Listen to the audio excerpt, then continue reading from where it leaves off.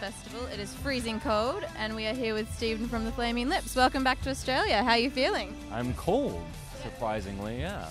But other than that, I'm doing good. Yes. How are you? I'm fantastic, thank you. Congratulations on the album you released this year. It was a really cool collaboration album that you did with bands like Prefuse 73 and Bon Iver. And what inspired that? Why a collaboration album? Why a collaboration? I think we do a lot of that anyway, and I think at some point Wayne thought, let's see how many bands we can get to do something with us, and it could be like, let's get together in the studio, or I was saying before, just send someone a track and see if they can do something. And I think everybody we sent something to was interested in doing a track with us, so we did it and put it all together. And I thought it was a pretty cool way to say, well, we're still doing stuff, but then we have a new record coming out next year, which we do. So this was sort of like, this is something really cool and interesting to get us through till our next record comes out. Yeah, so cool. yeah. And you released it on vinyl first as a celebration of Record Day. That's right. Was it true that you asked for blood samples from some of the people who were on the record? Wayne did, I didn't. Yeah, that was like, I mean, but can't you see Wayne doing that? Yeah, like it's calling insane. Justin from Bon Iver, like, I need you to send me a blood sample. I think he had some trouble with Alan from, oh my God, see, my brain is just completely, Alan from Neon Indian. Yeah. I think he had trouble getting some blood from Alan, because Alan was like, you know, needles make me nervous, I can't just go give my blood somewhere and get a blood sample, but I think he eventually got it from everybody, so a blood sample, which, who does that? You know, it's like something Gene Simmons would do. I don't know. Right. You guys are quite famous for showcasing the vagina in your live shows, and I wanted to know if you consider yourselves feminists. I'm definitely a feminist, yeah. I think the vaginal thing, that's something to do with Wayne's childhood. I'm not sure, but you know, we all stand behind him on that decision to showcase the vagina so much. Me being a feminist, so I'm not sure what that means. I think some people are still shocked by it, but you know, I mean, it's like, oh yeah, there's a big vagina back there on the screen. I'm just playing my guitar, you know. Yeah, so, for sure. Yeah. And your live shows are notorious for being, you know, crazy and out there. What do you have to say to the naysayers that are like, oh, they're doing the same thing with the confetti, and what's happening?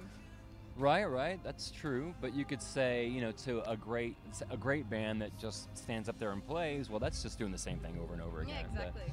But to those naysayers, now we have, actually it'll be the first time we're doing it in Australia, we have 2 video screens now. So we have the one that's behind us, and now we have one that kind of sort of comes down in front. And it sounds weird, but when you see it, it's really, it just creates this very strange mood in a good way that really sort of enhances the music. So I don't know, I think it's just part of, to me, it just makes the music seem more intense, you know. But the naysayers will naysay, so I'm not sure what to say. But. And you're also quite notorious for getting fans up on stage to dance. How does it feel to give people, you know, the best night of their lives every night, basically? It must be a pretty good feeling, right? It is. It's like New Year's Eve every night. There's a Simpsons episode where they go to this theme park where it's New Year's every day. Yeah. And that Marge and Homer are dancing with like one of the waiters, and she's like, "Isn't this place wonderful?" And the kid goes, "Please kill me," because they're just always celebrating New Year's Eve. It's a little bit like that, you know. Every night, it's just, oh my God. I'm kidding. I'm just being a cynical bastard. I don't know how many times I've talked to people that, you know, I'll see them like 3 years after they saw us, and you know, I proposed to my wife, and here she is, and now we have a kid. We got, you know what I mean? I proposed to her at your show, and you know, this song got me through that. I mean, we get that all the time, and that's pretty cool. You know, it's kind of a cool thing. So yeah. Another pretty crazy thing you did this year was break a Guinness World Record. Whose idea was that? That was for playing the most live shows in 24 hours. That's right. I believe that was Wayne and our manager Scott Booker's idea. So I don't know if you know the details, but we played, I think it was 8 concerts in 8 different towns in 24 hours. Now the logistics, the towns had to be a certain distance from each other, and each performance had to be at least 15 minutes. So we would play, like we played in Memphis, and then we would run to like Biloxi or whatever and play 20 minutes there, and then we go to the next town. And we did 8 of those, starting at like 5 in the evening till like 5 the next day. So madness.